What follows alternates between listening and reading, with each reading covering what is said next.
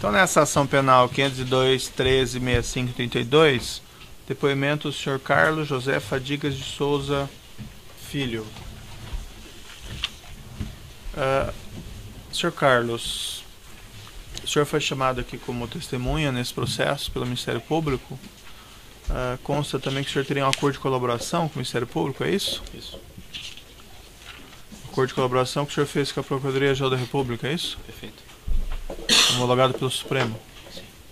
O senhor assumiu o compromisso de dizer apenas a verdade nesse acordo, senhor Carlos? Sim. Senhor Carlos, então eu vou colocar o seguinte: tanto na condição de testemunha como na condição de ter firmado esse acordo, o senhor assume um compromisso de dizer apenas aqui a verdade perante a justiça. Se o senhor mentir em relação a qualquer situação, o senhor responde daí criminalmente por falso testemunho, além do senhor perder o seu acordo, certo? Certo. Vou advertir ao senhor também, senhor Carlos, que o que interessa aqui é a justiça, é apenas a verdade. O senhor não deve exagerar, o senhor não deve excluir nada do seu relato. O senhor não está aqui para confirmar a tese do Ministério Público e nem para proteger alguém entre os acusados, certo? Apenas a verdade que interessa aqui é a justiça, Perfeito. certo? Excelência, pela ordem eu vou apresentar a contradita nos termos já conhecidos do juízo. Certo, fica registrada e indeferida também nos fundamentos anteriores. Senhor Carlos, vou pedir só para o senhor puxar o microfone um pouco mais próximo e já passo ao Ministério Público. Bom dia, Sr. Carlos, tudo bem? Bom dia. Sr. Carlos, poderia relatar bem breve o seu histórico na Braskem, por gentileza? Pois não. Eu entrei para trabalhar nas empresas que depois se tornaram a Braskem em 1992.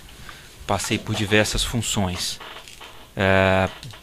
Em 2006, final de 2006, assumi a função de diretor financeiro. Na sequência, presidi a operação da Braskem nos Estados Unidos. E ao final de 2010, assumi a presidência da Braskem. Fiquei nessa condição até maio de 2016, quando eu deixei a presidência para me engajar, digamos, no esforço, na colaboração. Ok. Senhor Carlos, quando o senhor assumiu o cargo de diretor-presidente da Braskem, foi-lhe relatado sobre a existência de promessas de vantagens indevidas para Paulo Roberto Costa e políticos ligados ao Partido Progressista?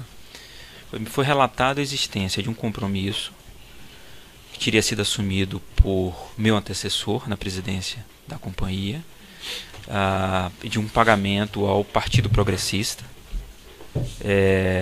Me foi relatado também que esse pagamento estava numa etapa final, numa fase final, havia aí alguns últimos pagamentos a serem feitos.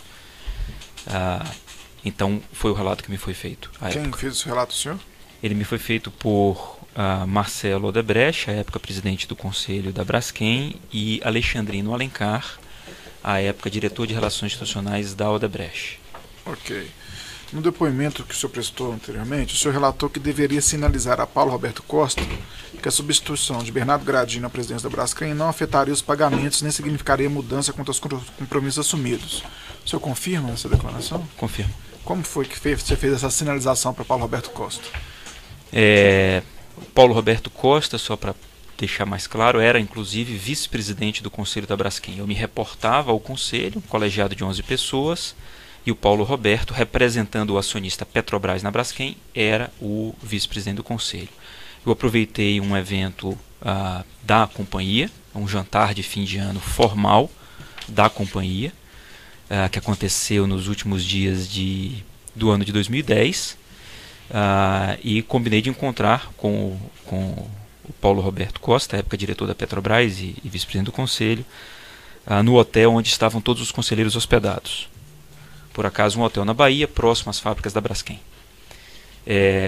E nessa circunstância, eu tinha acabado de assumir a presidência da companhia, tratamos de vários temas de interesse da empresa. Ele era uma pessoa que tinha conhecimento técnico sobre petroquímica, petróleo, e eu aproveitei para colocar para ele que os compromissos assumidos anteriormente seriam honrados e que não era a substituição do presidente da companhia que queria fazer com que os compromissos que tinham sido assumidos não seriam liquidados, não seriam terminados.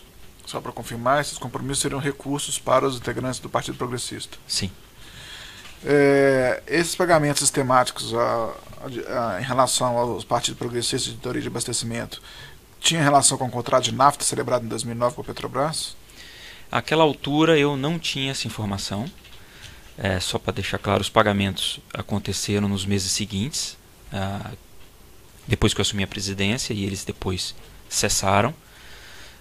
Mas dentro do processo de colaboração, e eu demorei alguns meses trabalhando nesse processo junto com os advogados da Braskem, e tendo acesso, portanto, ao próprio relato que a companhia estava montando, tive, naquela altura, a confirmação de que os pagamentos feitos ao Partido Progressista teriam sido contrapartida a benefícios que a Braskem teria recebido no passado, né? Entre eles, o contrato de nafta assinado em 2009 pelo meu antecessor. Sem mais perguntas, Excelência. O assistente de acusação tem perguntas? Os defensores têm indagações? Sim, não?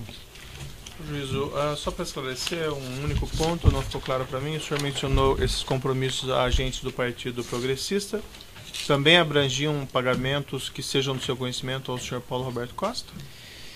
Excelência, era virtualmente impossível diferenciar uma coisa da outra. O Paulo Roberto Costa falava, de certa forma, em nome do partido, eram contas no exterior, pelo que eu passei a conhecer o detalhe somente no processo de colaboração. E no processo de colaboração eu vinha saber que algumas dessas contas eram do próprio Paulo Roberto Costa. Tanto que no meu acordo com o Ministério Público eu relato que foram feitas para contas do Partido Progressista e ou Paulo Roberto Costa, pela tem possibilidade de entender que conta pertencia a quem no exterior. Perfeito. Era o único esclarecimento do juízo, então vou declarar encerrado o depoimento do senhor Carlos José Fadigas.